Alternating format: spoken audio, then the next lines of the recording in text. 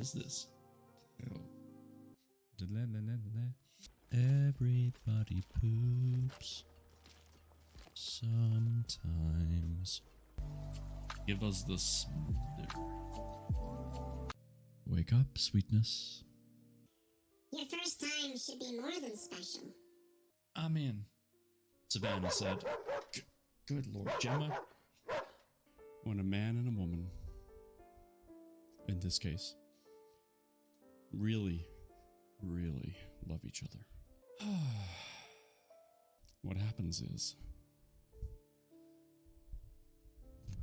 they fuck. Ooh, hello? Oh, dang it, I lost my fish. This next word almost sounds like Quidditch. Quidditch milade Diana Agosiagath an Fiedian.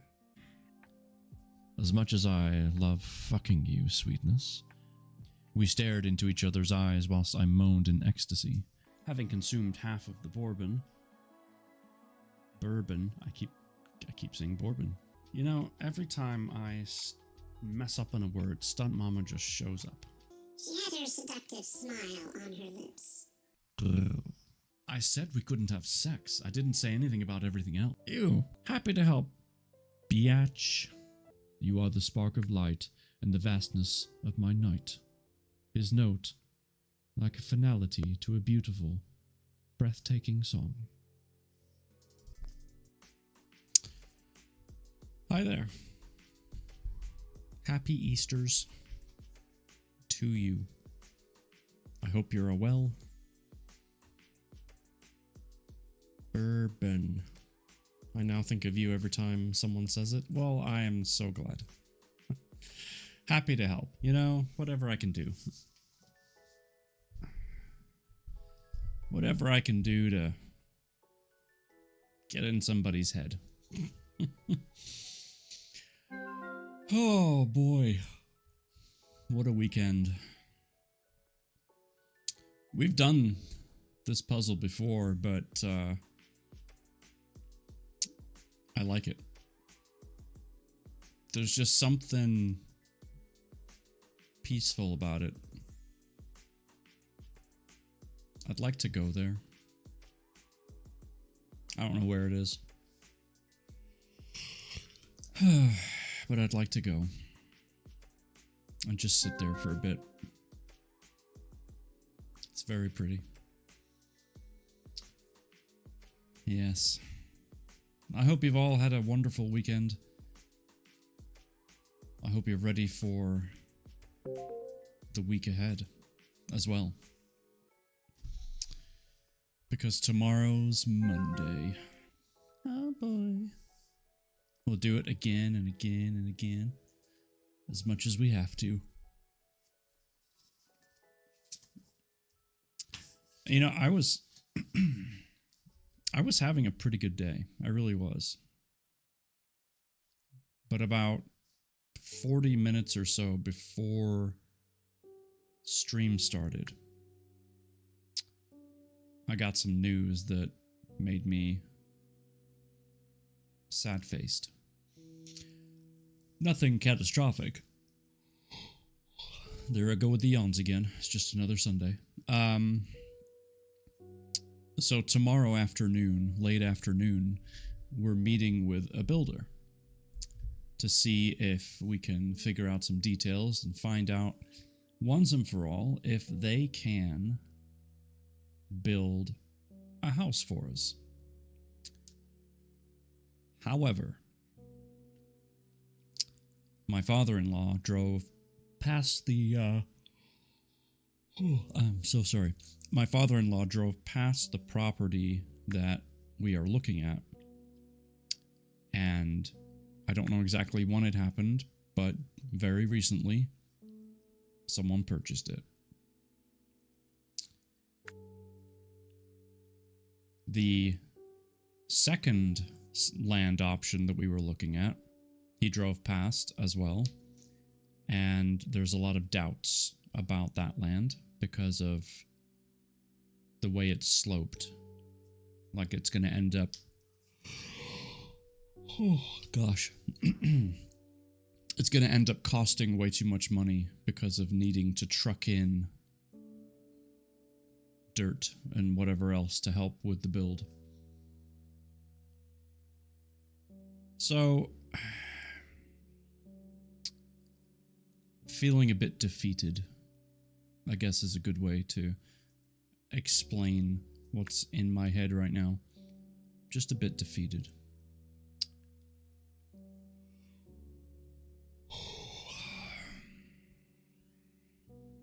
Hey, Mama House Gaming. Yes, but you can't. What do you mean? Sorry. You lost me. That kind of build takes courage, money, and time. Yes, the time is not the problem. The money won't be a problem. We've got money showing up any day now. It's actually finding something that's a problem. And we've been searching on and off for almost 2 years.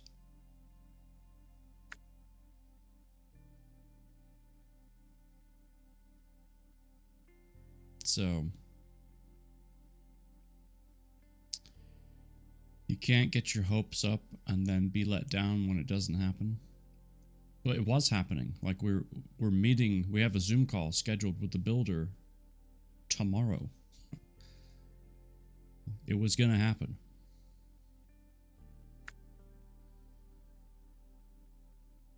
You know how long my mom has been building her log cabin? Probably a while, based off of what you're telling me.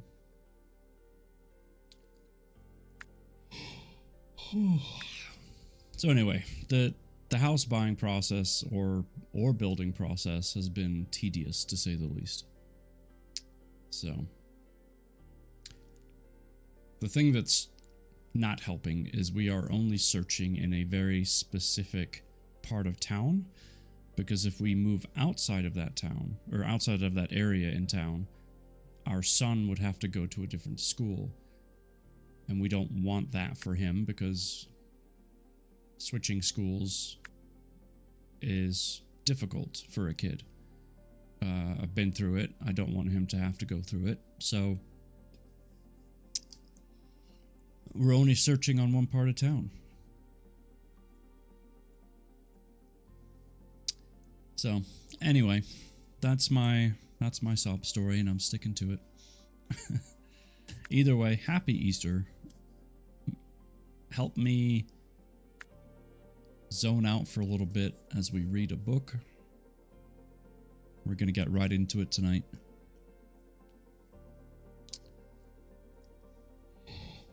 Oh, I swear, these yawns. I didn't yawn all day. Of course. Because why would I yawn all day when I can yawn now? Anyway, thank you for being here. We're continuing our journey with Midnight Black. We're starting on chapter 7. Okay. Chapter 7 is called Reality Bites Hard. So, if you remember from last time, our main guy here, Billy, has been released, shall we say, from his prison sentence for reasons yet unknown. We do know that he's going back into the same line of work that he was in before he was sentenced. On Europa, I believe it was, a moon of Jupiter. He's on his way back to Earth, but he has been warned that nothing is as it was. Everything has changed. And so we're going to find out now what that is, I'm assuming, because the chapter is called Reality Bites Hard. So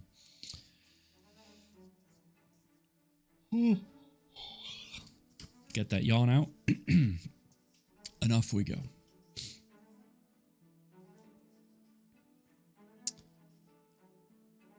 I slammed the door hard, hoping it pisses off Donald P. Costigan more than I already have. Forget the fool, Billy.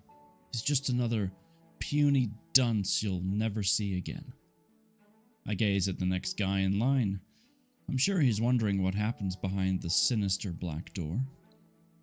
As a fellow ex-prisoner, I feel obligated to offer a friendly warning. Enter at your own risk. He shoots me a glum look, passes me without speaking, and enters the inner white sanctum of abuse. Okay, fella. I tried to warn you. Hey, Mad Locust. How you doing? Getting ready for sleep? Hope you had a good Easter. Scanning the lines of men standing in paralyzed despair, it's easy to spot their apprehensive expressions as they wait their turn to be humiliated by the vermin behind the black doors. I don't see Chris. Yes and yes? Excellent. He's either being processed or gone on ahead. Standing there like a little boy lost, my thoughts shifted to my parents. The last time I saw them was at my sentencing, as the judge read my sentence aloud. I clenched my jaw and swallowed back my tears. It remains the most traumatic day of my life, other than when my wife was raped and murdered by a deranged animal. Okay, Billy. Put one foot in front of the other and find that bus. There. To your left, an overhead sign pointing to ground transportation. Follow it and get the hell off this base. As I take the first step, a loud commotion breaks in the opposite direction. Someone shouting, "Stop! Stop or we'll shoot!" There, to my right, a guy is running at breakneck speed past the front of the lines. He's coming directly at me, and he's coming fast. The PA system is blaring.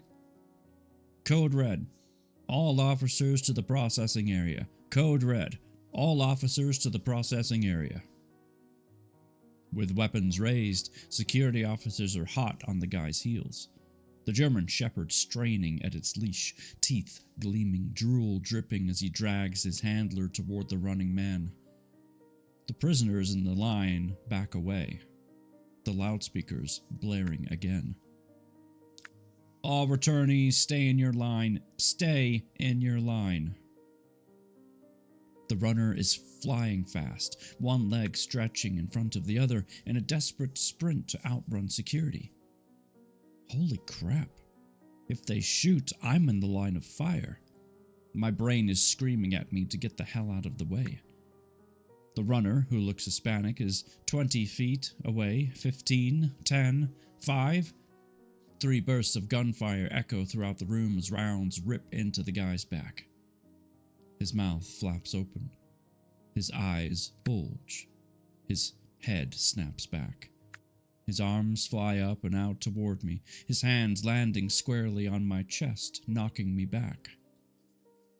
He's clawing at me, his bulging eyes locked onto mine, pleading.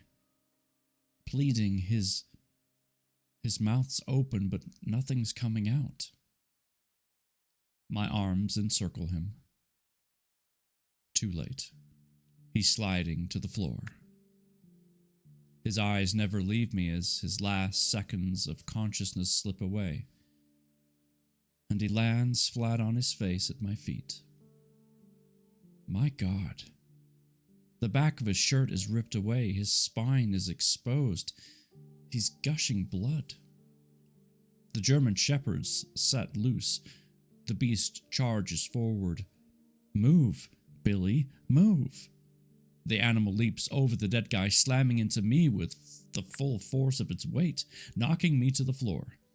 Jesus, he's going for my left leg. His handler's yelling, "Heel, Charger, heel." The animal whines loudly and sits. The barrel of an automatic rifle is thrust within inches of my eyes. Roll over on your belly. Do it now. What? Are you deaf? Roll over, put your hands behind you. I roll over. Handcuffs are clamped on my wrists. Wait, I think I missed a page.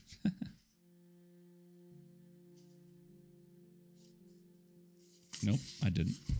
Whoa, now I almost dropped the book. We're doing well. It's going great. Don't worry. I'm a professional. I read many books. You know that man? No, sir. No. Why was he running to you? He wasn't. I was in his way. Bullshit. You were waiting to meet up with him. No, I wasn't. Amid the commotion, I hear a familiar voice. What's going on out here? I heard gunfire. It's Donald P. Costigan in the flesh. Oh my. What happened to that man? Good Lord. Is he dead? He's a red badge, Mr. Costigan. He was making a run for it. We have this under control. Why is this other man handcuffed on the floor? He might have been an accomplice. Are you people totally incompetent? I processed him out just minutes ago. Get him off the floor. Come on, get him up. Sir, we have this under control. That's debatable. Remove those handcuffs. Begrudgingly, the officer helps me to my feet and removes the handcuffs. Russell, show the man your identification. It's in the envelope. I didn't ask you where it was. Show it to him, man. One of the officers snatches up the envelope from the floor and hands it to me. My hands are trembling. I retrieve the card and hand it to him. He examines it and holds it up to Costigan. Can you verify this, sir? What did I say that you didn't understand, officer? Return his card and let him be on his way. Yes, sir, if you say so. Yes, I say so. The officer smirks and hands me the card. I slip it into the envelope. Officer, apologize to this man. We're just doing our job, Mr. Costigan. Badly, it seems. Do it now, please. The look on the guy's face leaves no doubt. He doesn't want to apologize. It appears there was a misunderstanding. That's as close to an apology as I'm getting. Costigan takes my arm, pulls me aside, and pats me on the shoulder. For heaven's sake, Russell, be watchful. It's a dangerous world you've returned to. That man was being transferred to another correctional facility. He tried to get away and see where it got him. Did they have to rip his back open? With all the security around, where would he go? Don't bother yourself with that. It's done. Go now. Be safe. Catch that bus. Is this the same Donald P. Costigan who moments ago took perverse pleasure in treating me like I was unworthy of being in his presence? And now he's taken an interest in my well-being. Okay, Billy. Man up. Be grateful and thank the man. Thank you. Damn, if he doesn't smile wide and pat me on the shoulder a second time. On your way now, Russell, and be careful. He strolls to his office doors, turns, and grins.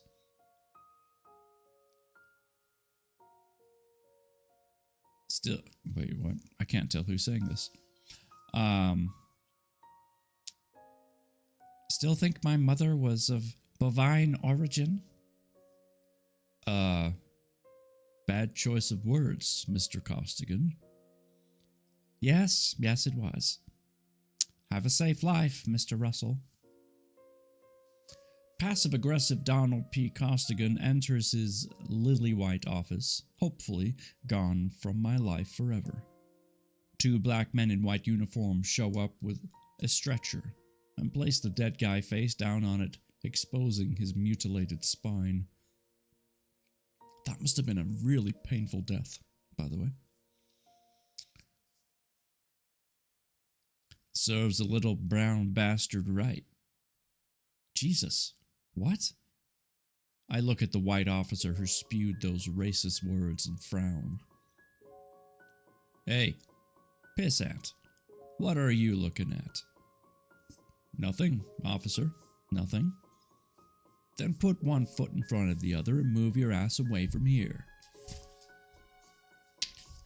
I've seen more than my share of violence in my time, but the sight of that young man's mutilated spine has left me nauseous. To my left, there's a restroom sign. I make a beeline for it. The officer, who moments ago had his automatic weapon pointed inches from my head, is taking a whiz at a urinal. We make eye contact. He grins, but says nothing. Entering a stall, I lock the door, spin around, and miss the commode by 6 inches as projectile of greenish-yellow liquid propels from my throat to the floor, leaving me coughing and gagging. You okay in there? Yeah, officer. Fine. Sure? I can call somebody. I'm okay. Thanks. Suit yourself. Damn, close call back there, huh? Yeah. Close call.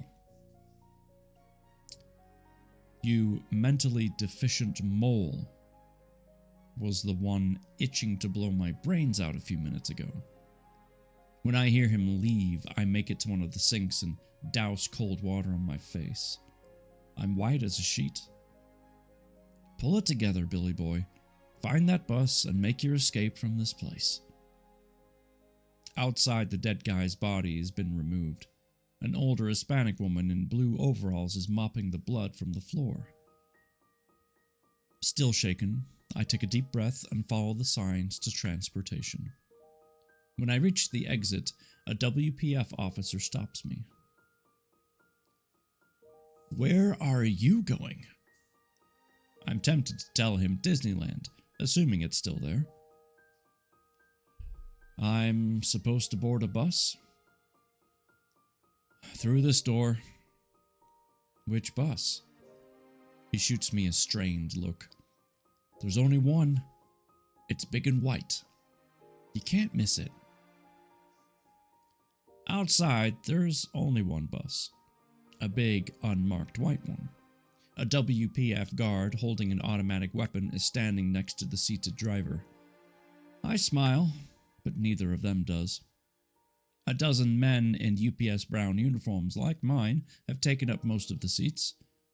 Chris is not among them. The back row on the left side is empty, so I take the window seat. Minutes later, the bus pulls away.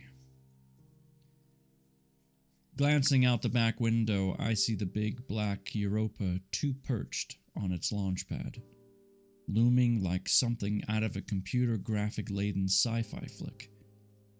About half a mile beyond is the sprawling plant complex that processes the raw Fostioror. I'm never going to get used to saying that. Goodbye, Europa 2. Thanks for the ride home. Give my regards to the frozen planet when you return. Once the bus is clear of the base, the Arizona desert takes over. A beautiful sight to behold indeed. I could easily disappear out there and live off the land. How difficult could it be after all that I've endured? Dumb idea, Billy. They'd come looking for you, and that would be the end of the rest of whatever life you might have left.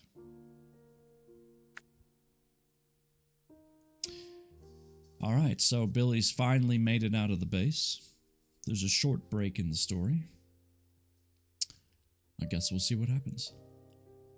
Now, has anyone here been to Arizona, the state of? Anywhere at all? Because I have. And I've seen some of the rough parts that I have to drive through to get to where I'm going when I go there for work. And it makes me wonder what difference there would be from what I've seen compared to what this book is going to, give us. Stepmama's mama you have. Mitchell you have not, but you want to go. Yeah, so GCU, the school, is a client of mine, and I have to visit them once a year based on their contract. And so I get to pass through some of those really nice areas. Yay! Not on foot, of course, and never at night. But anyway, I digress. An hour and 10 minutes after departing Base Arizona, we arrive at Flagstaff Pulliam Airport and offload at the airline's departure entrance. The thought I'll be moving freely among everyday people gets my adrenaline pumping. I'm more than ready. 2 WPF officers armed with automatic rifles greet us at the double glass door entrance. A large eagle poster and slogan, "The People's Cooperative Populist Party, One World in Unity," is promptly displayed on the left door. This one has an added message below. If you see something, say something. My pouch is searched at the security checkpoint, and I'm waved through. Following the signs to my assigned airline, I pass half-dozen more WPF security, brandishing automatic weapons. The place looks like an armed camp. I can't help but wonder why. Wow, look at me. I found my airline check-in without having to ask for directions. Score 1 for me. An attractive, middle-aged lady behind the counter informs me a mechanical problem has delayed my flight. Something to do with the ventilation system. We're anticipating an hour or so delay, sir. Just wonderful. I'm off to a shit start. I hand the lady my voucher. Say, what's going on with all the security? She looks at me with an amusing smile. Your first time through here, sir? The voucher and my standard issue brown outfit are glaring neon signs that signal I've just come from base Arizona.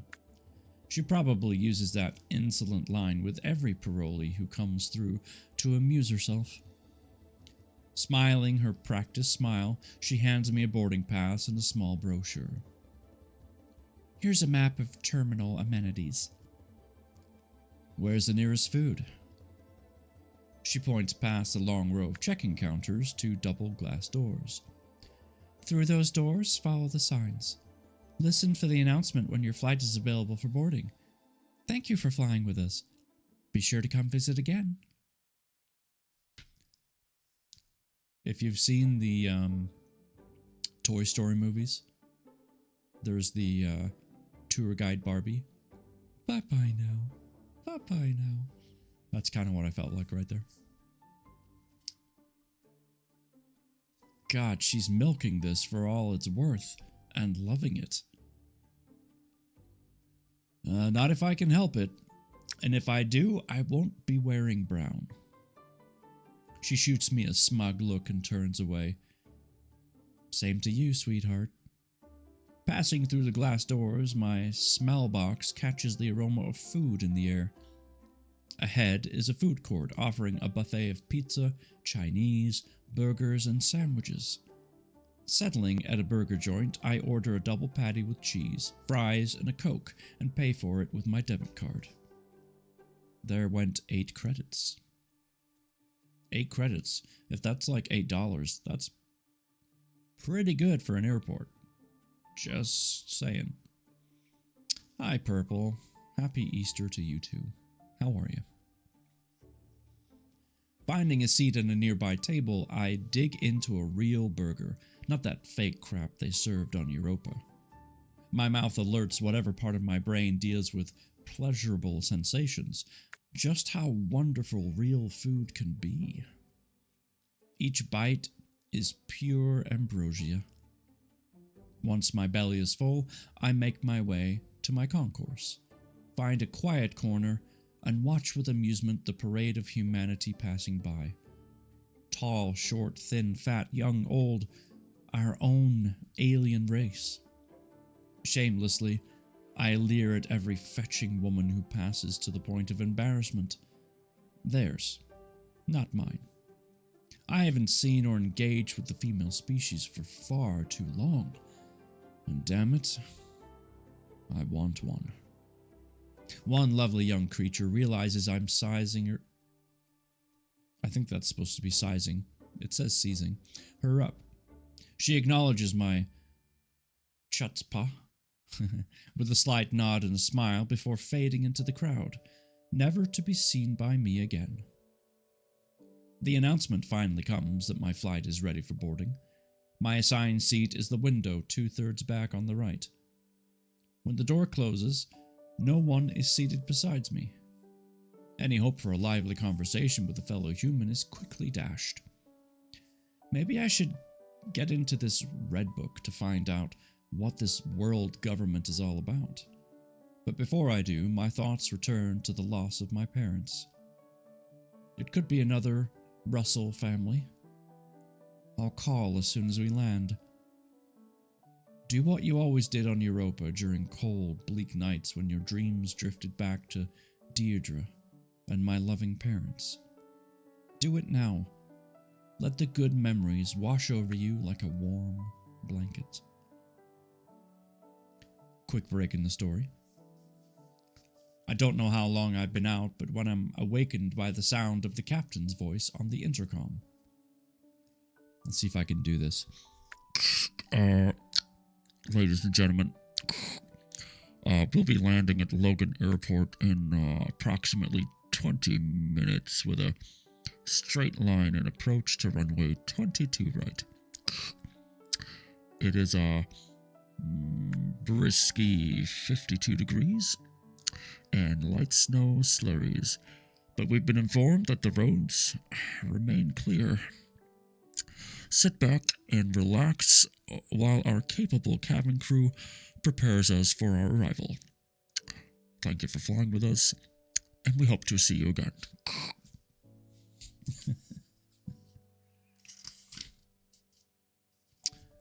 And that's chapter 7. I, for one... Oh, thank you. I, for one, love people watching at airports. It's the one place where you get to see anybody. And I mean anybody, because airports bring people together. That's what they do. You get such a wide range of personalities and just all different walks of life going to and fro in an airport. Now, granted, the smaller regional airports, maybe not so much. But once you've gone from there to a bigger hub, then heck yeah, they're everywhere. I'm going to do a couple of shout outs here. Go see our wonderful friends that have joined us in chat this evening. Especially the airport on Oahu. I think that's how you say that, Oahu. Yeah, I bet. I can only imagine. So, after tonight's stream, we'll be reading again on Wednesday. There won't be any fourth wing in Discord because I have to get up and be out of the house by about 3:30 at the latest in the morning on Thursday. And the funny thing that I need to figure out with my schedule of when I land, I need to figure out if I need to be like suited up and ready to go when I get there, or if I have the day to kind of just settle in. And I'm really hoping it's the latter because I don't want to put on a suit at 3 o'clock in the morning. Ugh. Hey, Baby Blue, happy birthday. Birthday. Jeez. Happy Easter to you. I can't believe I just said birthday. Unless it is your birthday. Is it your birthday? You tell us, right?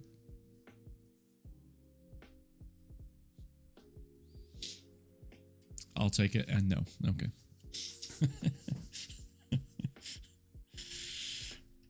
You wouldn't want to fly in a suit? No. I mean, it's one thing if your flight's at like 1 in the afternoon or something and you're already dressed and ready to go, but not when I'm leaving the house at 3:30 a.m. Ugh.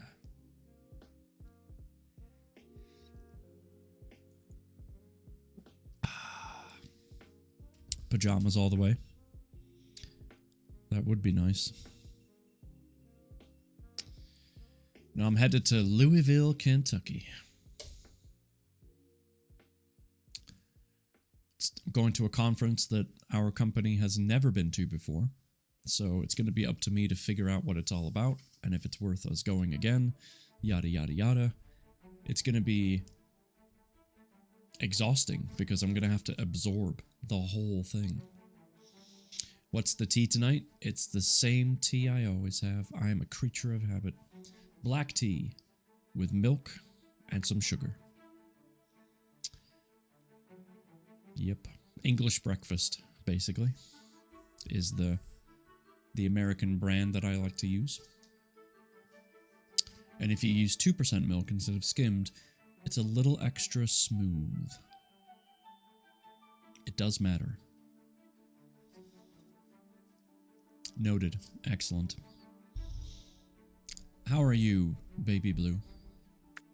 Have you had a good Easter?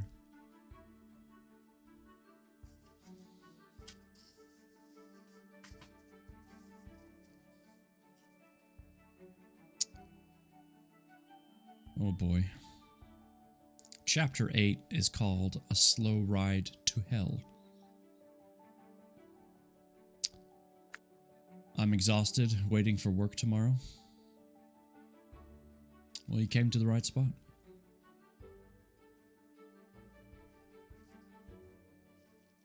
Do you think work will be kind of crazy tomorrow, with it being Easter Monday? I'm not really sure what work life will be for me tomorrow. I know I have a couple of pretty easy meetings, but nothing too extreme. Got to get the kid to school in the morning. So, I'm wearing my ears tomorrow? What does that mean? What? I wear mine every day. I don't know about the rest of you, but these ears, they're attached. Oh, bunny ears. You're wearing bunny ears. Got it. That makes more sense.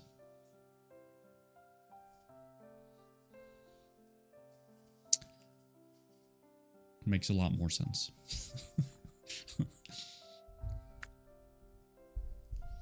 Good. Okay. All right. Should we carry on? We're on page 38, by the way. Exclamation point midnight. For anyone wishing to check out more from our author, Mr. Eastwood, as he goes by in his books, his pen name. Chapter 8, A Slow Ride to Hell.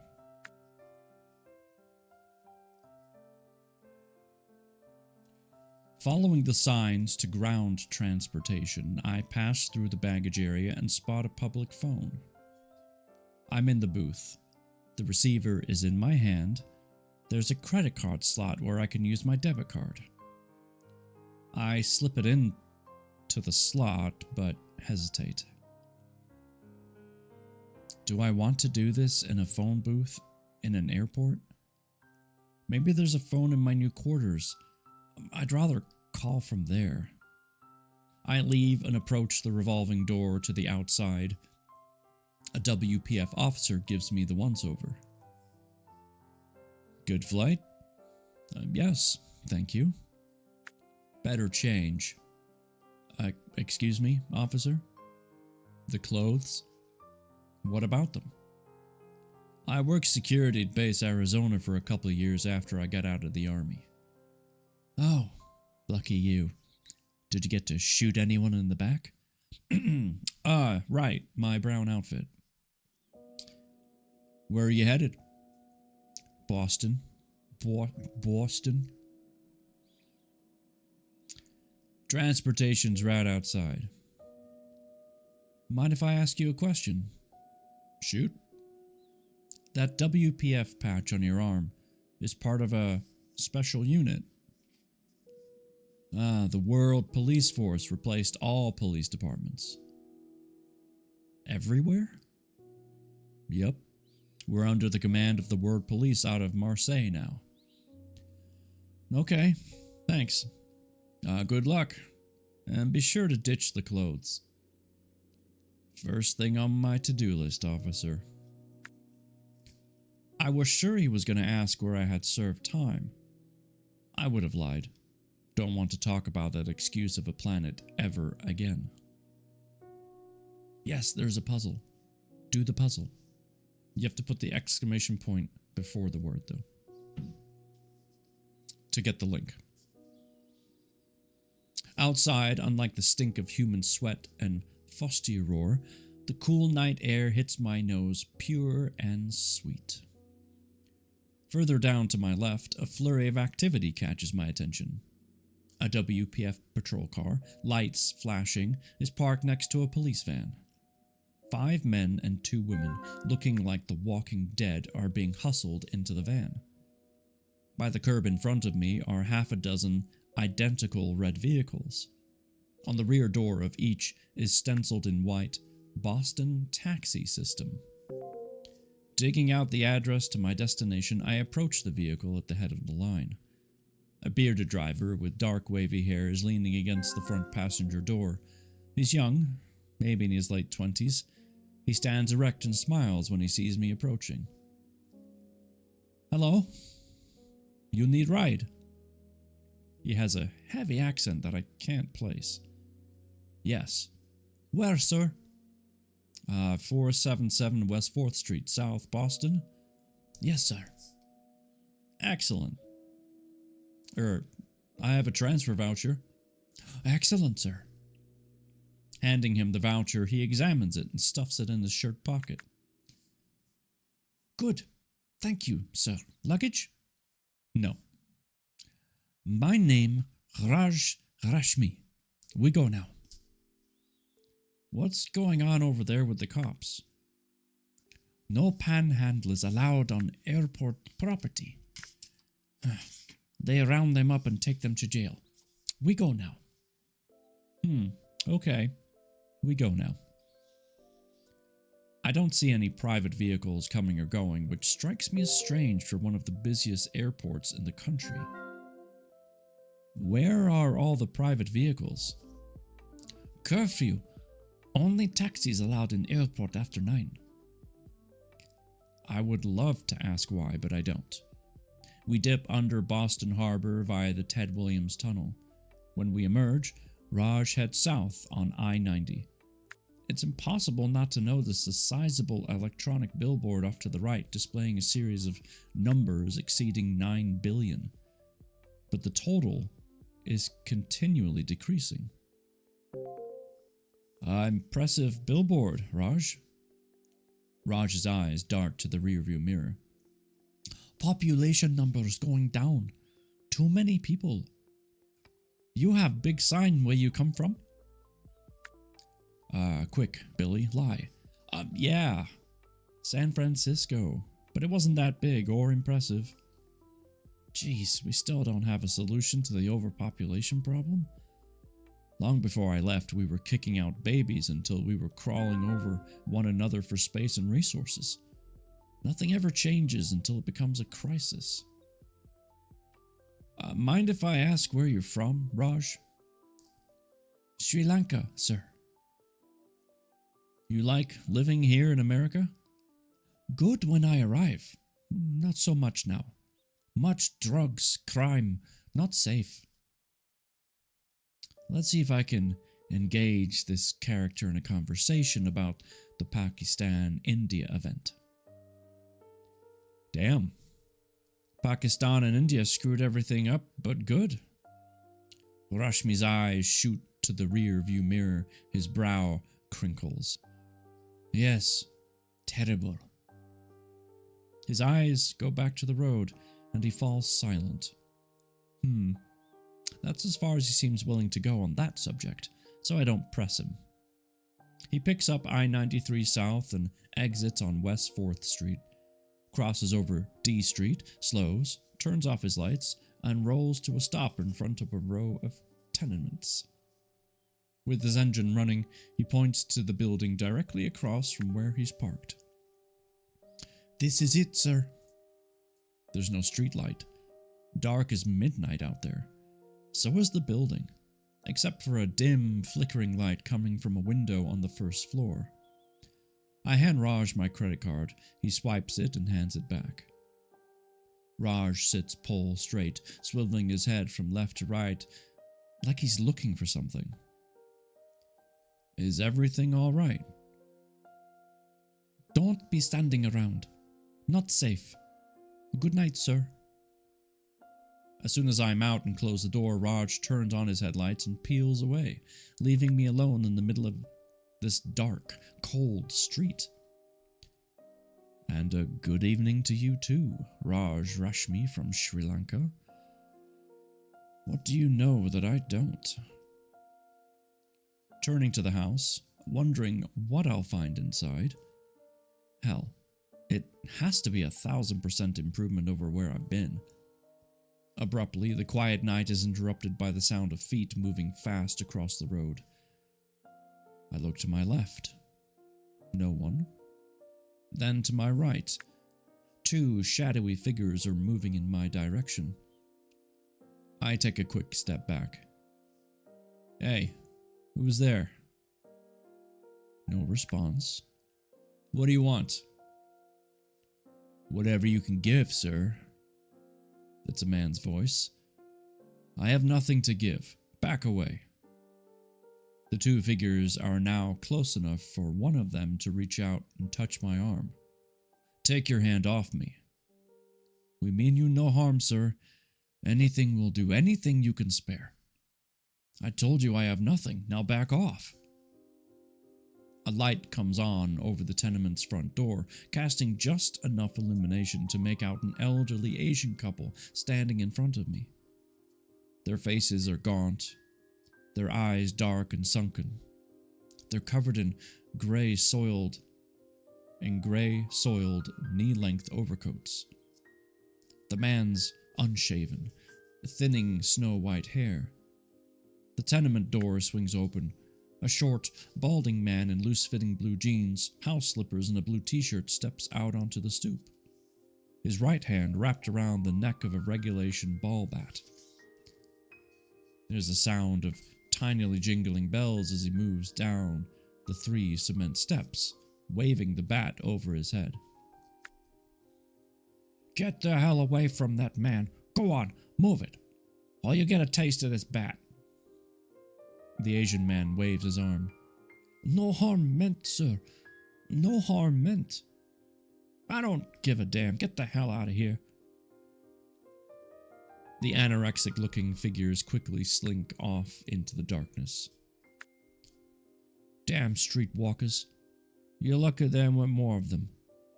Are you William Russell? Yeah.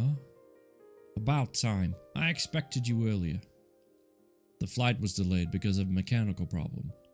Wonderful. Just wonderful. You kept me up past my bedtime. Come on. Come on, it's cold. Get in here. Don't trip over the bloody garbage cans. That's my Boston accent. You like it? Am I doing okay? Park the car. Alright? Someone from the East Coast is going to listen to that and go, oh my god.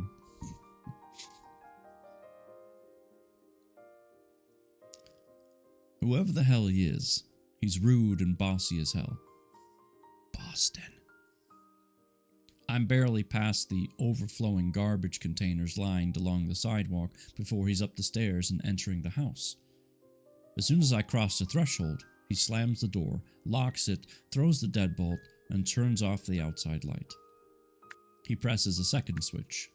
A light comes on at the top of a flight of stairs, giving me my first good look at this guy. He's 70 if he's a day, medium height, overweight by 20 to 25 pounds with loose folds of skin beneath his eyes. Ah, there's the source of the jingling I heard. A ring of keys hangs from his belt. Where you coming from, Russell? San Francisco. Streetwalkers are bad out there? Oh, yeah. I have no idea on earth what he's talking about. He's bounding up the flight of stairs two at a time, like a rabbit scampering from its burrow with me on his heels. Impressive for an aging fat man. Quick stepping down the hall, he stops at the only door on the right. Light spilling from under a door across from me. Or across from this one. There's a strong odor seeping out. If it's food, it doesn't smell all that appetizing. T-Guy removes a key from his ring, inserts it into the lock, swings the door open, steps inside, and turns on a ceiling light in the center of the room. Your home sweet home, Mr. Russell. As I cross the threshold, I'm assaulted by a musty odor, like maybe the place hasn't been occupied in a while. Mr. Energizer Bunny notices my sour expression and points to the window overlooking the dark street below. It'll be fine. Open the window. There's some air spray in the bathroom. I'm not sure what I expected, but this sure as hell isn't it. The place is small. The walls are powder blue, the doors and trim and the baseboards white. The gray carpet's worn in spots. Behind a small glass-topped coffee table is a faded beige sofa, a desk with a 36-inch flat-screen TV perched on it off to the right of the door. To the left of the living area is an old wooden dining table and two matching chairs that would make good firewood.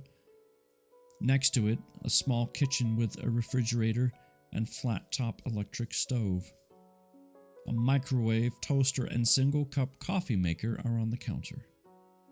My presumed landlord points to the three doors just beyond and to the left of the dining table.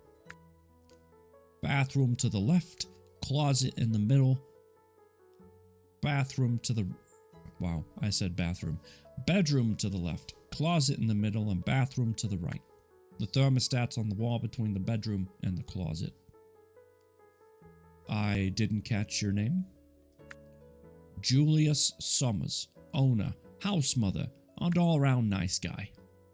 Call me Jules. I stick out my hand to shake, but he doesn't offer his. What's your handle? William or Bill? Billy. William it is then. Just Billy. He ignores me.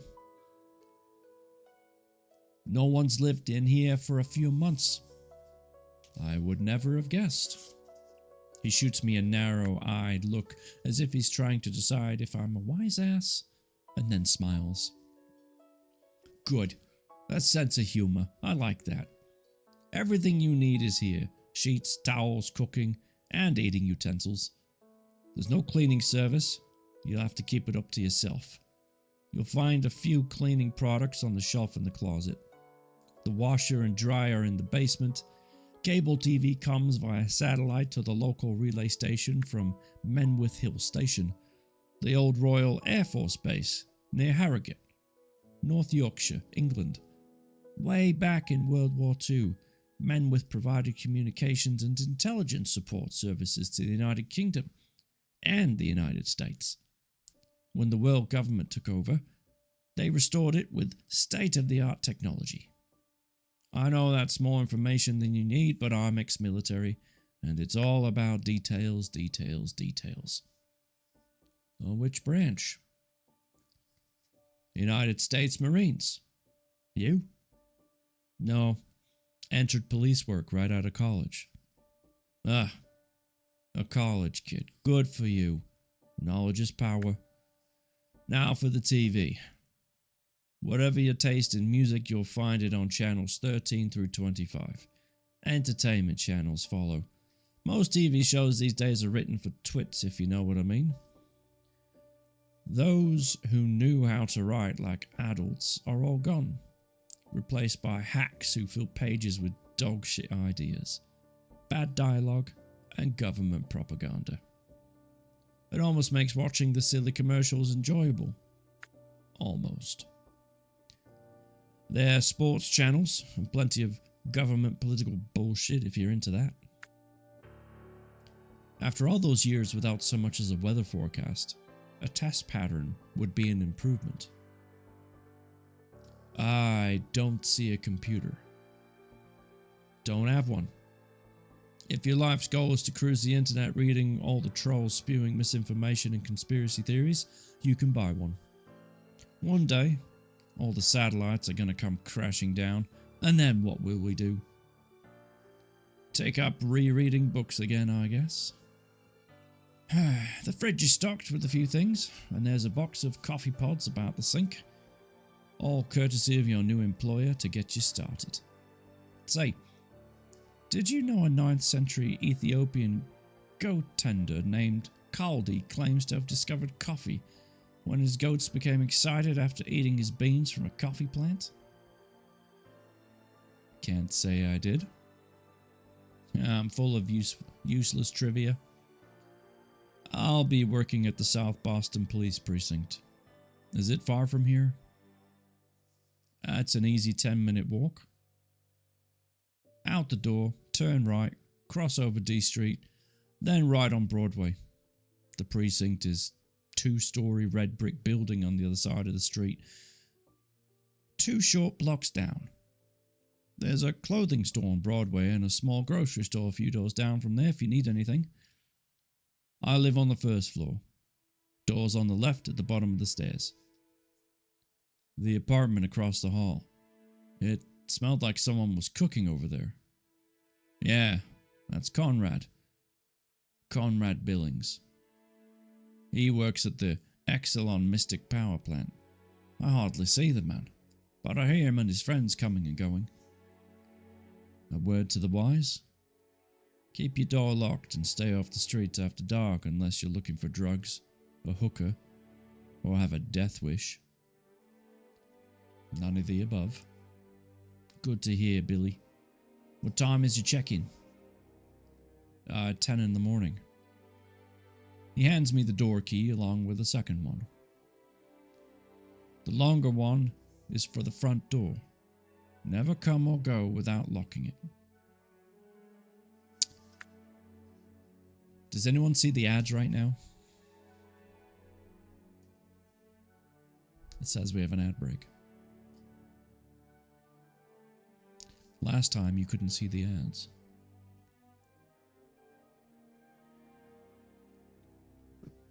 Nope, no ads. Okay, makes complete sense.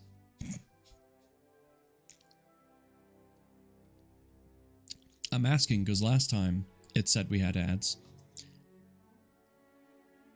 And I just sat here for 2 minutes, twiddling my thumbs, even though you guys could still see me. The Samsung ads. Few get ads these days, I don't know why. That's so weird. Well, we'll still wait the minute just in case. You never know.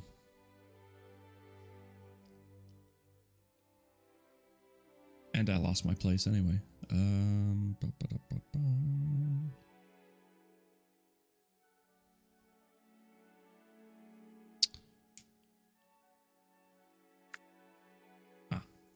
Okay, I know where we're at. Yeah, I've noticed a few times in streams where I should be getting ads, but then none pop up, or I'll get an ad for like 10 seconds and then it disappears and just stops. Doesn't make any sense. Hey, Killa, how are you? Fine. 5 ads. Okay. So someone's got ads.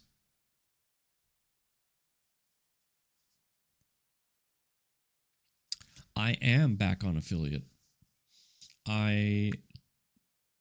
After trying without it, I realized there were too many nitpicky things that made not having it more complicated and annoying for me than it was having it. Like, it was just enough to be, well, annoying. Like, not being able to save my VODs, for one thing. That was really a bummer. Because I use a lot of my VODs to help get voiceover work. I can't... Some people, I can point them to YouTube, but some people don't like YouTube as an option for some reason. So I just send them to my Twitch page so they can go, hey, here's a whole bunch of VODs, pick and choose. And then you'll either hire me or you won't. Or you'll send me an audition or whatever. But anyway, ads should be over now. Blue, I'm assuming you can hear me now. If I did that correctly. It's supposed to give me a heads up when ads are about to play, but it did not. So that was a bit frustrating.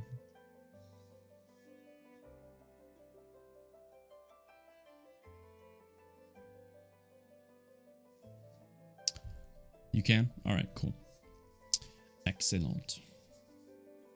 Killa, I hope you're having a better evening compared to yesterday. I know it's kind of a bummer evening yesterday. Not that I'm trying to bring it back up, but I hope you're doing better. I'm glad to hear that. Right. No heads up even when you set it to do it. Yeah, it's so annoying. Like, hello. Let's see. And yesterday's issue has been worked through and resolved. Well, that's even better. That's good. I'm glad to hear that. You were on my mind about that because I hate it when stuff like that happens. So I'm glad to hear it's resolved.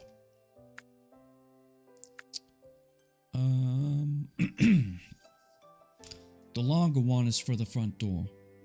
Never come. Is it hot in here? Are you hot? I mean, you are hot. I mean, it is a little warm, but I've got the ceiling fan on, so I should be okay. Thank you for asking, though. The longer one is for the front door. Never come or go without locking it. No one told me how much this place is costing me. $12.50 a month.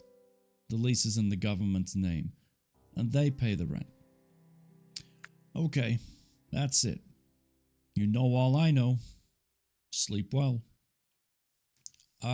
There's a call I need to make, but I don't see a phone. Well, there's no landline. Everyone from the age of 2 has a cell phone. Unfortunately, I left mine somewhere between here and San Francisco. Is the call important? I have to let someone know I've arrived. He digs into his pocket and hands me his cell. Give it back to me in the morning before you leave. The call is long distance. Not to worry. I have plenty of minutes. Sleep well, and pray the damn garbage truck shows up. They're a week overdue now. Oh, I almost forgot.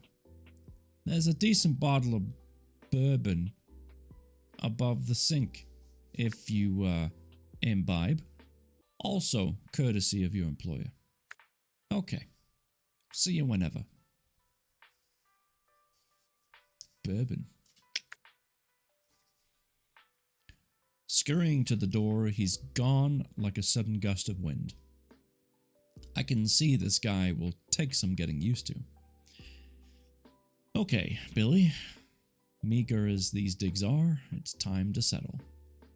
I'm excited about sleeping in a room without 49 other men farting and snoring. There'll be no morning siren blast or Quasi marching up and down the aisle swinging his cattle prod like it's his manhood. and no taking the elevator down to the hell every morning.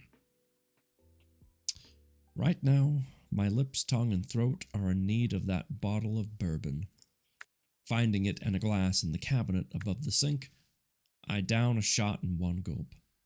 It stings like hell, but it's damn good and damn welcome. Pouring a second, I raise the glass in a toast. May Europa be invaded by venomous spiders. That's quite the toast. Down the second shot goes, tasting better than the first. The fridge contents are next. A package of hot dogs, bologna, Swiss cheese, a can of sliced pears, mustard, mayo, ketchup, and a loaf of whole wheat bread. I've died and gone to heaven, wherever the hell that might be. Slapping a slice of bologna and cheese between two slices of bread smeared with mustard, I wolf it down in short order. The third shot of bourbon, and I'm ready to investigate the rest of my second-floor grand palace. The bathroom first. Whoa, it's an oversized closet, but it's all mine. A commode to the left, sink to the right, a mirrored medicine cabinet mounted above. To the right, a small shower stall hides behind a powder blue plastic curtain covered with red and white stars. Door number 2 is a 2-foot wide closet with a single wall-to-wall rod for clothes, a mop, a vacuum cleaner, and a few cleaning supplies on the shelf above. Entering door number 3, I grope around and find the switch that turns on a ceiling light in the middle of a very narrow room. A single bed covered in a dark blue comforter is up against the back wall. Damn, there's barely a foot clearance from either wall. I'll have to crawl in from the bottom or scoot along the bed and the wall sideways. I could move the bed against the one wall, but that's not an option. I'm used to sleeping with both sides open. There's no nightstand, lamp, closet, or window. Just the bed. That's not up to code. You have to have a closet and a window to make it a bedroom. Just saying. Sitting on the foot of the bed, my neurons begin spinning with justifiable confusion. There's the little matter of a 17-year-plus brain gap that's in a dire need of updating. Everything that's happened since my return yesterday feels surreal. What they didn't strip from me on Europa, although they damn well tried, was my humanity and my moral compass, both ingrained in me from early childhood by Mom and Dad. Let that be my Bible going forward. You're beginning a new life, Billy boy. Run with it. Turn sour grapes into sweet wine. Jules' cell is burning a hole in my pocket. I have to make that call, yet I'm dreading it. What if the accident report is correct? What do I do then? I dial my parents' old number and hope they haven't changed it. 2 rings, and I hear the all-too-familiar 3-tone beeps followed by, "The number you have dialed is no longer in service. If you feel you have misdialed, hang up and try again." Damn it. The report must be accurate, or that number would still be working. With tears in my eyes, I turn off the light, flop on my back to the mattress fully clothed, and cry myself to sleep. Chunk of time has gone by. My eyelids flutter like a butterfly's wings flapping in a breeze before popping open. It's dark, and I can't see a damn thing. I'm confused until my brain decides to cooperate. Okay, got it. I'm in my new digs in South Boston, Massachusetts. Finding the light switch, I discover I'm still fully dressed. Light spills into the living area, casting shadows on my meager surroundings. I need to find a good decorator. Dragging myself into the living room, I find the TV remote on the desk next to the initials SKL carved into the surface, no doubt put there by a previous occupant. Pressing the remote power button, the TV screen comes alive. Whoa, television for the first time in over 17 years. Press 26 for entertainment channels, 10 for news, 13 for music. Roll the dice and try channel 32. The music is loud and hard-driving. A young man's racing toward the camera. Hot on his heels is a heavyset, tattooed beard guy swinging a club in his right hand. He catches up with the man and begins to beat him senseless. Shades of that horrific accident at Base Arizona, only with a bat. Let's try channel 18 for some music. Woe and woe again. After all these many long years, they're still playing the Beatles. McCartney singing Yesterday. Rescuing the bourbon from its hiding place, I down another shot, remove my clothes and crawl back into bed while McCartney serenades me back to dreamland. Yesterday, all my troubles seem so...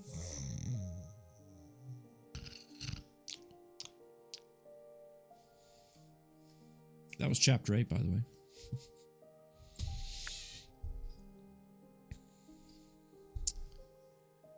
I'm enjoying this story so far. I knew it was a bit weird to get used to at first. And partly was just because of how the story looks on the page. What I mean by that is I don't think you're going to be able to see this from here, but the main text right here that is narration of the story is in an interesting font choice. It's almost like, it's not quite italic. I can't remember what the font is, but the dialogue is in your typical like Arial, like basic font, like normal, what you would assume all the book would be in kind of font. But the narration and stuff that he's saying to himself, that's in the fancier, not quite italicized font. So it's messing with my head because I'm used to the narration being the more plain font and the dialogue and inner thoughts being italicized. But in this book, it's all flipped. But now that I'm used to it, it's allowing me to get into the story a bit more, and I'm enjoying it.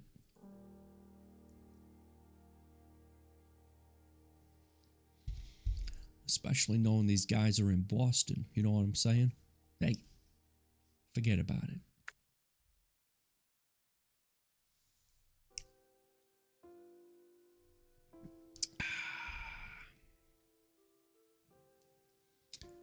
I'm wondering if I should test fate and run a 3-minute ad break just to get it over with. But I think what I'll do, if I see another ad pop up, if that actually shows up before we're done tonight, I'll see if I can silence it, because I don't know how long I get for silencing ads. I know it'll give you a window of time before it'll come back, and you get up to 3 times that you can silence them before you're forced to endure the ads. But if I'm lucky enough, I should be able to catch it before it runs. So we'll see. That's if it would actually give me a freaking heads up like it's supposed to. I swear. Freaking Twitch. I wonder if I can look at it.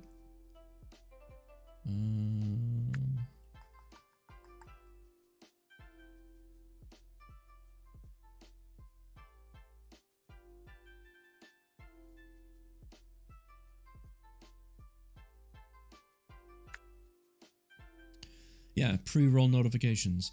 enable dashboard notifications, and be alerted when pre-roll ads are enabled or disabled. There's another one, though, that's supposed to give me, like... You know what? Whatever. It doesn't matter. I can't do anything about it right now. Whatever. Alright? Whatever. Forget about it. We're gonna keep going with Chapter 9. Welcome to Purgatory. Chapter 9 starts on page 49. And again, exclamation point midnight if you want to know more about the author and some of the work he's done. Also, just because it's new and I want to spread some word about it, if you click on that link, you'll be taken to the Indies United page specifically for me. So on this publishing house page, folks that are writing books, especially ones that get reviewed here, will see me as an option for hiring. So if they want me to do a audiobook for them, they can hire me, and I'll read their book and record it for them. So that's kind of cool. This book that we're reading by R.J. Eastwood is from this site as well, and he actually introduced me to one of the main people that runs it, and that's how we got connected. So super happy about that. Very thankful. And of course, if anyone does hire me for voice work to do their book and narrate it for them, I don't believe in gouging people just because I could. Like, it can be expensive to do voice work for a book. It really can. You can pay a lot of money. Some people charge hundreds of dollars per hour to record. That's just not my style. Yeah, I need to get paid for my time, but I'm not going to gouge anybody. I know what it's like to try and get your book out there. I know what it's like to put in the effort and how much it costs, not to write the book, but to promote it and have it available in all these different platforms. An audiobook is something that people crave for, but can usually hardly ever afford.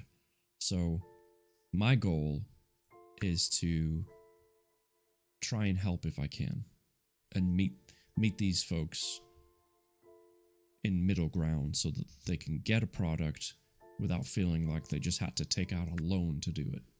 You know what I mean? So that's the goal there.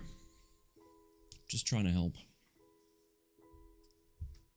Life is too short to not try and help people.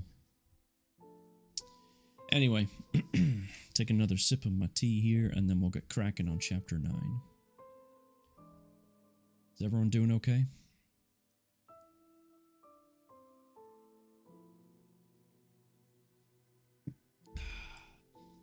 Comfy cozy, I hope.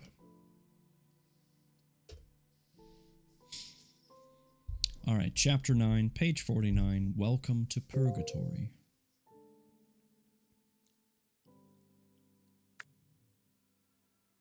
Good but tired. I get that. I get that. I hope you're relaxing, Stepmama's mama, not hustling, bustling around the house. You better be relaxing right now. Comfy couch, blanket, you know. A glass of white wine, perhaps. However you do it.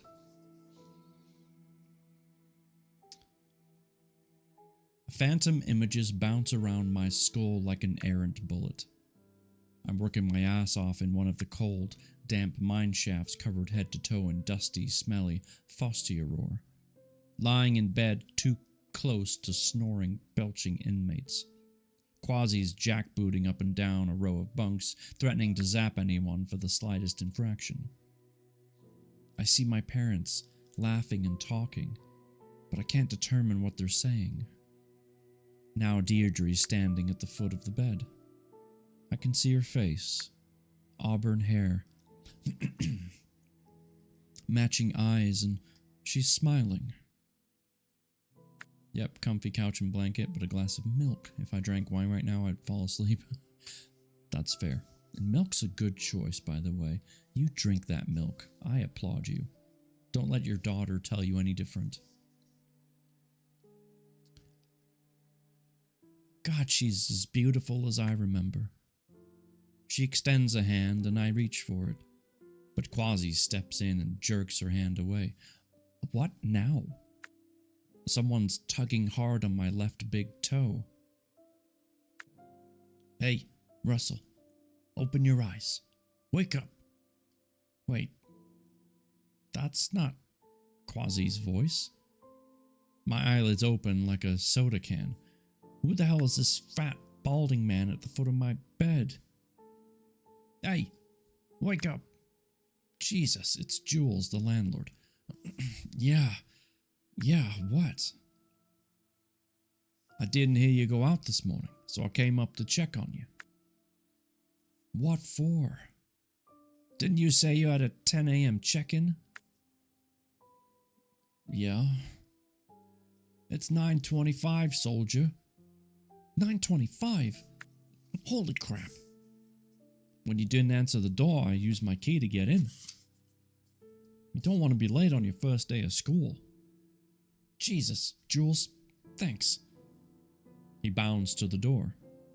Hey, wait, your phone. It's next to the TV. He scoops up the phone. A word to the wise. If streetwalkers bother you, tell them you're a cop and that'll send them sprinting for cover. What the hell are streetwalkers? Before I can pursue him for an explanation, he's gone. I skip shaving and a shower, a questionable decision on my first day, instead of settling for a quick face washing, brushing my teeth and combing my hair. I dress and bolt out the door, descending the stairs 2 at a time. Jules is standing by his open door. Don't dilly-dally on the way. What?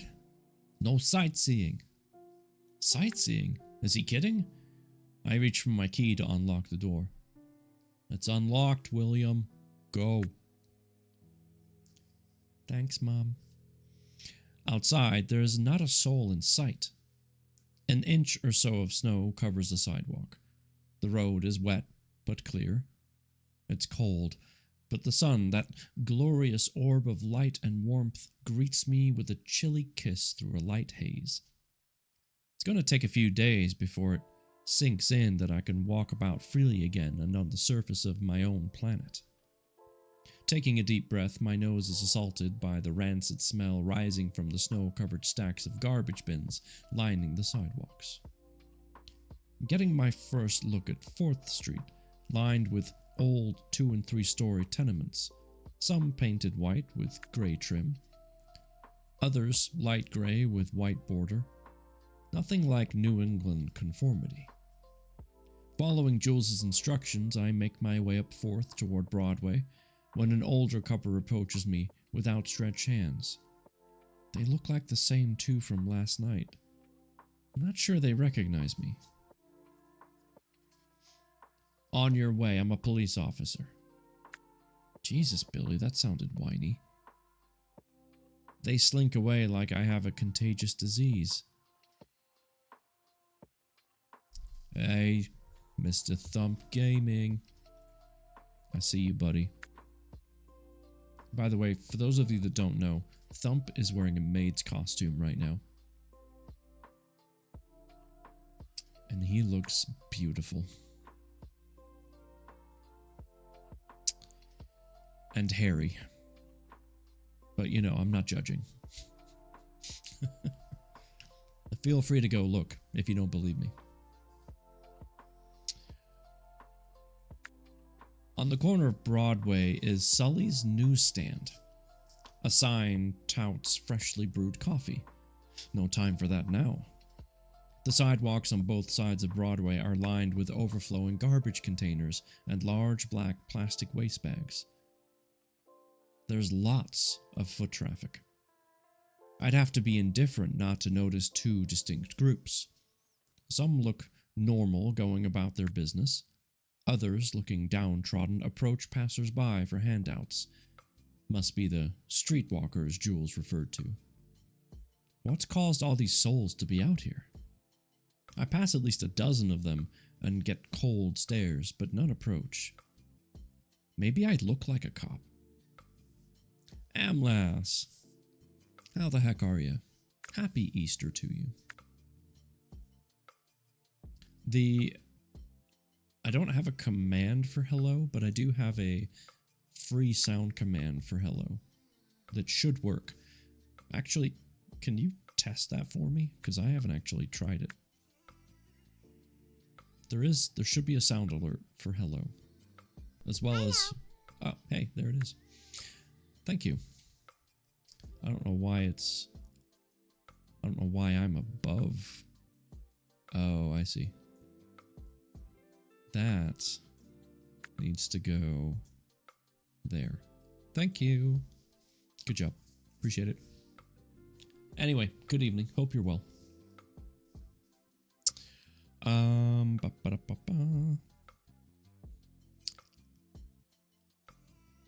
A dozen of them and get cold stares, but none approach. Maybe I look like a cop. As I pass, I glance in the clothing store window. I'll stop on my way home and celebrate my birthday with new clothes. Shots of bourbon and hot dogs. There's a commotion about a block ahead. A dozen people of mixed races are marching single file, carrying large placards. Equality for everyone, now. There's a light whirring above me. A drone whizzes overhead, swooping low over the heads of the protesters before turning and hovering. Two patrol cars and a van, lights flashing, sirens blaring, screech to a halt. The protesters are chanting. Equality for everyone now. Equality for everyone now. The cops are in black uniforms with those WPF patches. Jesus. They're whacking the protesters with their batons, spraying them with pepper spray, and pulling the placards down. One protester, a tall, blonde, white guy, is giving them an argument. He's tasered, howls, and falls to the ground writhing in pain. They handcuff him and drag him into the van. What in the living hell is going on? Move on, Billy, it's none of your business. Cross the street and keep moving. I'm no sooner on the other side, passing a narrow alley between a pizza joint and a drugstore, when a young man steps out.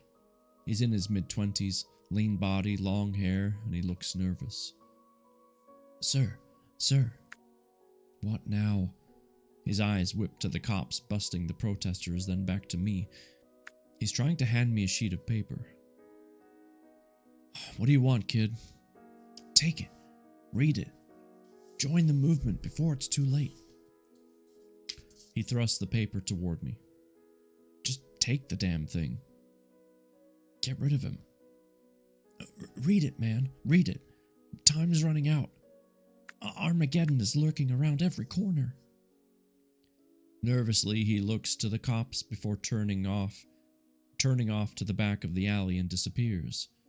Without looking at the paper, I crunch it up, stuff it in my left pocket, and move on at a quickened pace. On the corner of E Street and Broadway, I come to a 2-story red brick building identified by a black sign with white letters. World Military Police, South Boston Precinct. A dozen police vehicles, 8 black Chevy Traverses with tinted windows, and an unmarked military Humvee are parked in an adjoining lot. Okay, Billy boy, look alive. It's showtime. Inside, the first thing that catches my eye is another one of those Eagle posters. Nothing like a little hard sell. At the reception desk, a lady in a WPF uniform greets me. Yes, sir? Good morning. I'm reporting in. Your ID card, please. I hand it to her, and she inserts it into a device next to her computer, makes a few quick entries, and hands it back. You're assigned to drug enforcement. Second floor, turn left to the last office on the right. The stairs are over there to your left. Thank you. One heck of a tough bunch of dudes up there. Good luck. Sounds like an ominous warning. At the top of the stairs is a wall sign that reads World Military Police, with an arrow pointing to the right. Under that, World Military Regional Commander and Regional Drug Enforcement are to the left. I head left along a row of windows that overlook Broadway. The first door is open. It's a break room with 3 tables, snack vending machines, and one of those fancy single-cup, multiple-choice coffee dispensers. The sign on the second door reads, World Military Command, Colonel Andrei Chernov, Commander. Or Chernov, I'm not sure. The third, final door says Regional Drug Enforcement, Lieutenant Frank R. Wilson, Director. Damn, I wish I was clean-shaven and dressed in any color than UPS brown. Too late now. Taking a deep breath, I enter. A woman is seated at a U-shaped desk with her back to me, typing. The nameplate on the front of the desk says, Jade Myro. Beyond her is a large, windowless open space. The walls are soft beige with an off-white floor tile. 4 desks face out. There's a 5th against the right back wall between 2 doors. The first desk is the only one occupied. The man there pays me no attention. The lady rotates in her chair. She's Asian. I'd have to be brain dead not to notice she's pretty damn attractive with a flawless olive complexion, high cheekbone, full lips, and an expressive almond-shaped brown eyes that match her hair pulled back in a ponytail. Deirdre often wore hers in a ponytail. Yes, sir. The words escape her shapely mouth in a low, smooth, silky tone. At least, that's how it's reaching my ears. Put your tongue back in your mouth and focus, Billy. Good morning. I'm reporting in. Russell? That would be me. She raises an eyebrow and glances at her watch. You're late. On my first day, and I'm already scolded by the receptionist. Strike one. Lieutenant Wilson demands promptness. Sorry, I was running late. We've already established that. Ouch. Strike 2. After you pass muster with the effervescent Lieutenant Wilson, I'll get you up to speed. Besides promptness, the lieutenant demands his boys be clean-shaven, except for Victor's mustache. She taps her intercom. Lieutenant, Officer Russell's here. A deep, gravelly voice resonates back. He's late. Crap. Strike 3. Miss Miro points over her shoulder to the door on the right. Knock first. I advise you to listen and speak little. Got it. Thanks. I smile, but she doesn't and goes back to typing. As instructed, I knock at the lieutenant's door. Come. Lieutenant Wilson is sitting at his desk. He looks in his mid-60s, average height, receding salt and pepper brown hair, stout build, and a weathered, well-lived-in face. The office is small.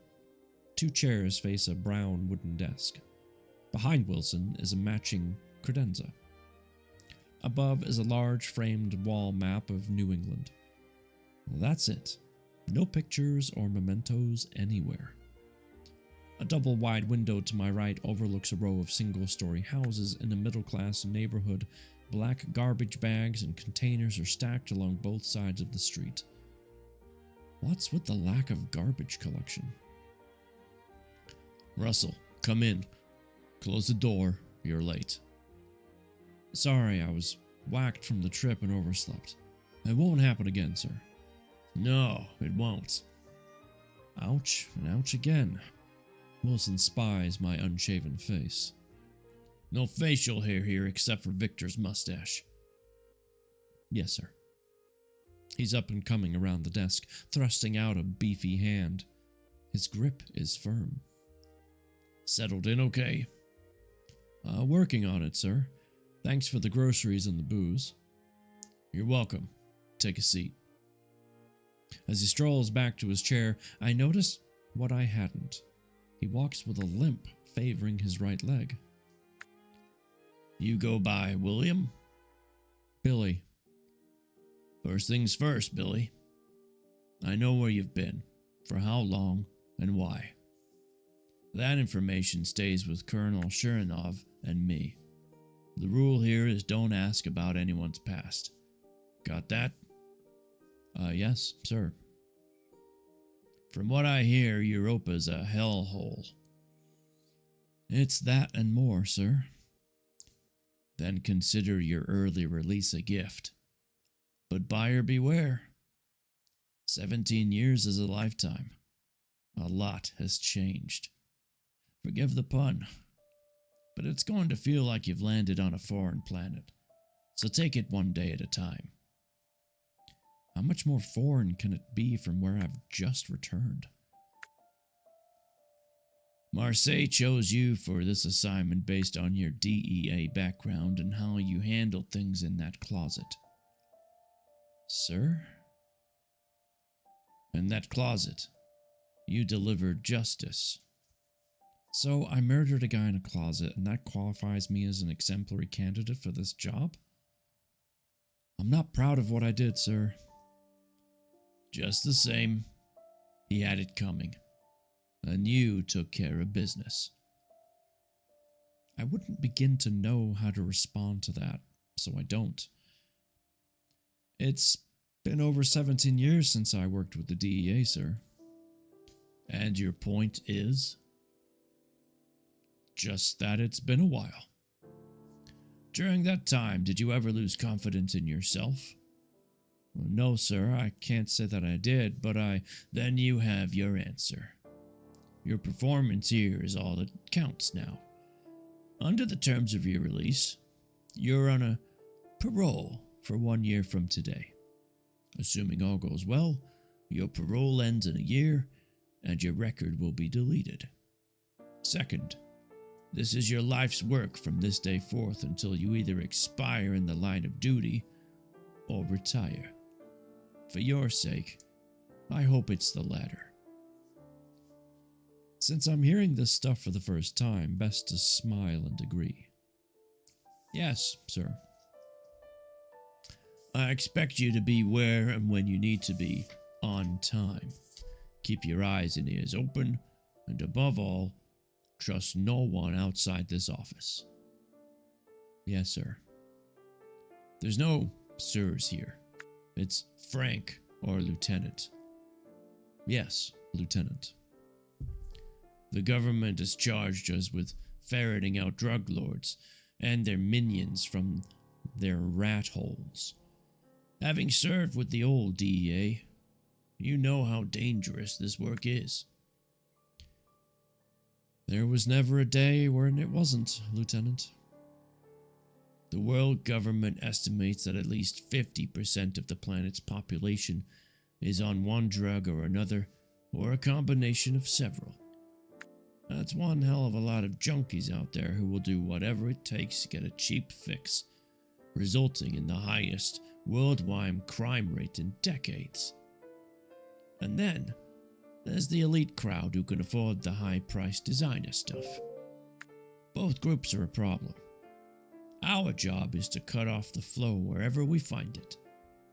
Am I going too fast? No, Lieutenant. Yes, Lieutenant, I'm confused as a barrel of pissed-off monkeys looking for a way out. We're a unit of the world military. Colonel Andrei Shurinov, formerly with the Federal Security Service of the Russian Federation, is the regional commander. He reports to the World Military Commander in Marseille, French General Marcel Couture. Wilson swivels in his chair and points to the wall map of New England. This office covers the New England states. 2 more units. One in Kansas City, the other in Portland, Oregon. Cover the rest. All 3 units report to Colonel Chernoff. There's similar units across the globe. Questions? Ask what sounds like a reasonably intelligent question before he gives you an F for your first meeting. What's in the supply line? Gray Death. The color of cement. The drug of choice these days. It's a blend of opioid substances. Heroin, fentanyl, and U47700, better known as pink. This combination can be lethal and induce an immediate overdose with minimal contact if you don't know what the hell you're dealing with. Other drugs like MDMA, ecstasy, and oxycodone are laced with fentanyl. It's a lucrative cash business. We catch one bad guy and 2 more pop up. That must keep the courts jumping. Wilson's eyes bore into me like maybe I said something utterly stupid. The courts play no role in how we conduct business here, Billy. Marseille makes the rules, and those rules dictate how we do things. None of the scum makes it in alive unless we decide to interrogate them first. Do you? Do we what? Bring some in for interrogation? Not if we can help it. Did I hear right? You mean, it means exactly what you think it means. Then I put my foot in my mouth again. Lieutenant, I'm not sure. What I mean is, we never did things that way. Wilson's eyes bore into mine like a laser. If you're uncomfortable with how we do things, this will be your one and only meeting in this office. What Marseille does with you after that is up to them. Most likely, it'll be back to some shithole prison. This guy doesn't mince words. My heart skips a beat. My stomach turns queasy. I'm waiting, Russell. What's it to be? Quick, Billy, think. He's just given you a choice between evil and evil. Tell him what he wants to hear. Bide your time, Billy. Figure it out later. I lick my lips, swallow hard, and nod. Look, Billy. This is not the easiest job in the world by any stretch of the imagination. But it's necessary, and it has to be done. Playing footsies with these bandits in the courts wastes time and money. What we do and how we do it is legal by government decree. Understand? Yes, Lieutenant. You're sure? Yes. Any questions? Don't say anything, Billy. Nod and agree if you know what's good for you. Good. We have 2 teams. 2 men on each team. You'll be partnered with Hank Drummond. A 5th man is on his way. When he shows up, he'll rotate as backup between teams. When you're out on the streets, if you come across anything requiring immediate response, call for backup before taking action. Got it? Got it. He pops to his feet, comes around and pats me on the shoulder like we found a loyal dog. Welcome aboard. I think life here will be more to your liking. That would be an understatement, Lieutenant. Damn tragic what happened to your wife. I would have done exactly what you did to that guy. And you would have paid the price I did. Up there, living underground 24/7. 17 years felt like 50. His eyes go up to the ceiling. I know where he's going next. I wish he wouldn't, but damn it, he does. Just how bad was it up there? Where would I begin?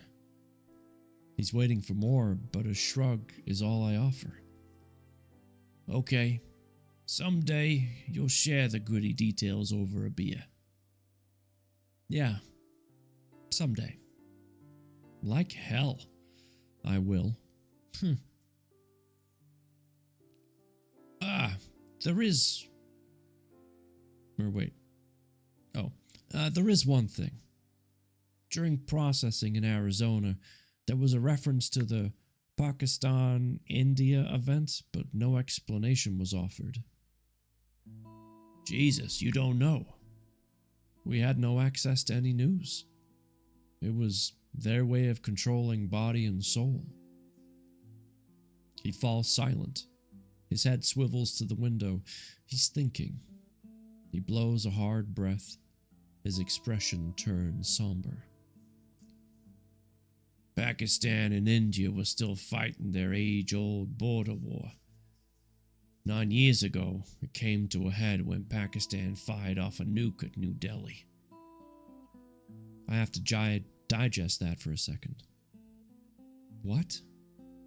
Wilson's face tightens. His eyes slowly come to me.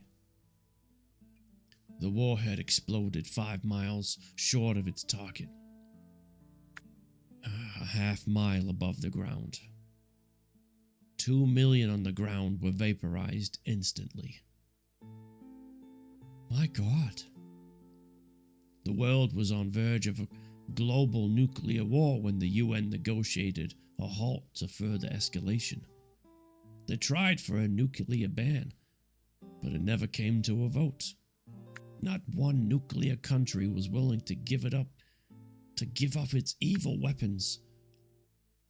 As for the move to a world government, radical as it was, I was for it. In some ways, I still am. In others, not so much. We're still waiting to see if it's the answer to our problems. I'll reserve my opinion since I'm not sure we have the right people in there to get it done. We'll see. Alright, that's it. Come meet the crew. You're pale as an albino's ass. Get some sun. Hey, Hans. What's up, sir? How are you? Lieutenant, I have a favor to ask. What is it? My parents died in an auto accident in Bristol, Rhode Island. Yeah, it's posted on your records. Just terrible. I'm sorry. I only learned of it yesterday. Ah, jeez, Billy. How can I get a copy of the accident report? Good, I slept for 13 hours. Jeez, this week wrecked me in a lot of ways, to be honest. Well, I'm glad you got some rest, but holy crap, I hope you're feeling better. Leave your parents' names and address with Jade, and I'll take care of it. He limps his way to the squad room and introduces the guy sitting at the first desk. Hank Drummond, meet Billy Russell, Rod's replacement and your new partner. Drummond is around my age, small in stature, lean and muscled with tight cropped brown hair and an unsmiling, flinty expression that tells me he's all business. He's sizing me up from side to side, top to bottom. Welcome to Purgatory, Billy.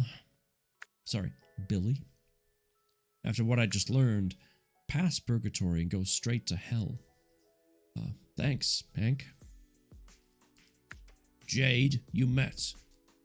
Don't make the mistake of treating her as a receptionist, or she'll hand you your balls. Jade raises an eyebrow and smiles.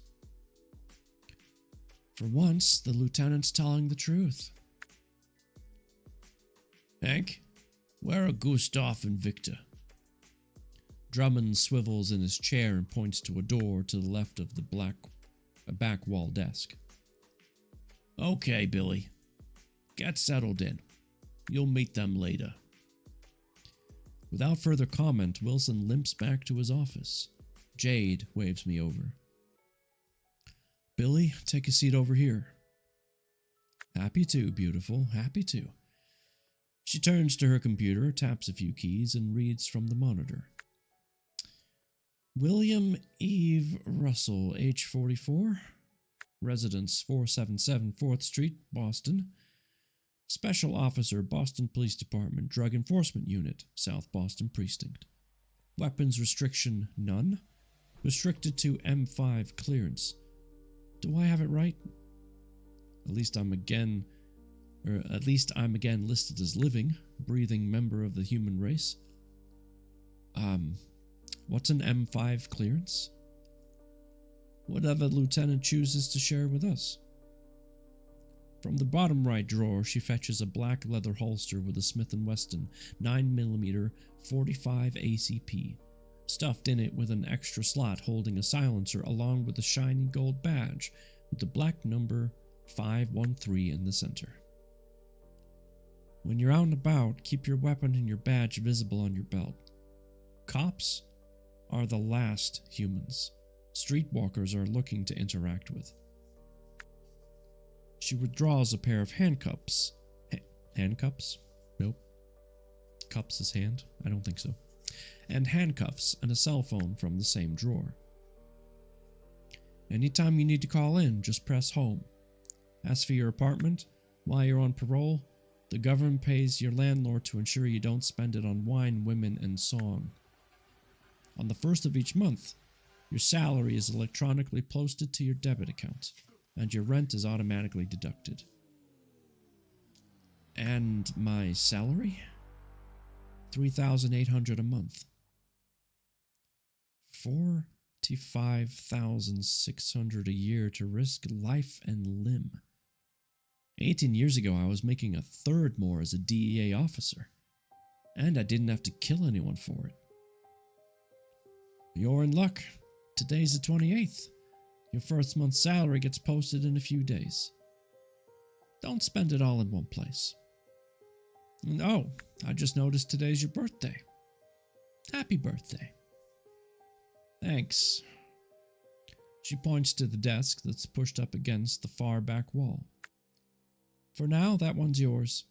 You move next to Hank when the fifth guy shows up. You're not wearing a watch. I roll my eyes and lie through my teeth. Stupid me, I left it in the airport restroom. Which explains why you were late. How many times is this lady going to slap me for being late? She rescues a cheap watch from her middle drawer with a faded dark brown leather strap. The guy this belonged to won't be needing it anytime soon. Okay, that's it. If you need anything, come see me. I slip the watch on, pretend to admire it, then, like a smitten schoolboy, stare at the lady's dazzling good looks. Was there something else, Officer Russell? The lieutenant said I should leave you a note about a matter he's taking care of for me. Jot it down on this pad. I print my parents' names and address and hand her the pad back to her. She doesn't look at it. Go now. You're already late for your meet and greet with Colonel Chernov. First door down the hall, past the break room. And that is the end of Chapter 9. Which I'm pretty thankful for, because that guy's voice is kind of hard to do. You know what I mean?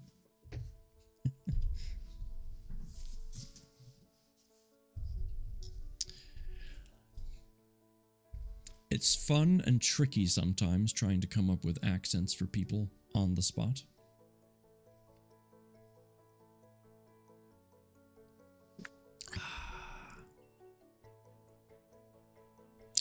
All right.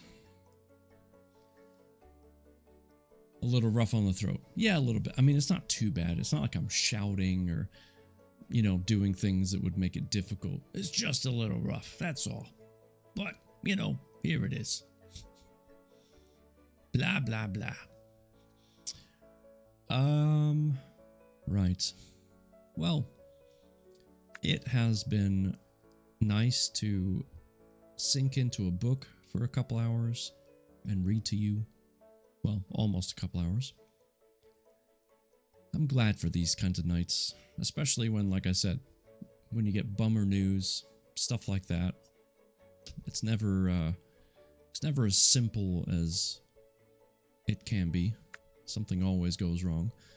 So it's nice just to escape, do something else, hang out with some nice folks like you guys and gals. And I appreciate it. With that being said, though, it's time to go find a friend to say hello to. Now, as a reminder, we'll be back on Wednesday. Not Thursday. Wednesday. No Fourth Wing in Discord after, because I'll need my beauty sleep. And whatever else sleep gives you, like the ability to drive and think and focus on life. So that means no stream Thursday and also no stream Sunday, because I don't get back until like midnight Monday. Grow? Yes, it also allows you to grow. That's true. I'm done growing this way though, so it's only this way. Oh well. Glad to be here. Have a good rest tonight. I'm glad you're here too, and I hope you get some excellent rest.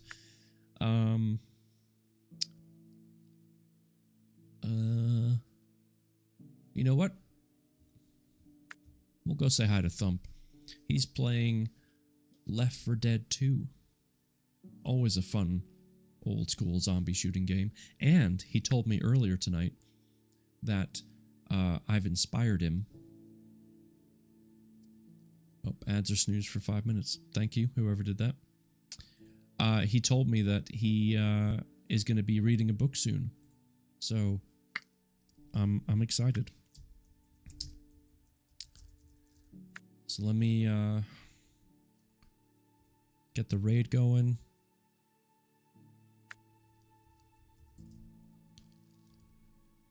Feel free to copy that message if you wish. If you have to raid or if you have to run, I understand. But again, thank you for being here. I really appreciate it. I can't wait to see you on Wednesday if you can join us. Until then, take care of yourselves, take care of each other, and have a fantastic night.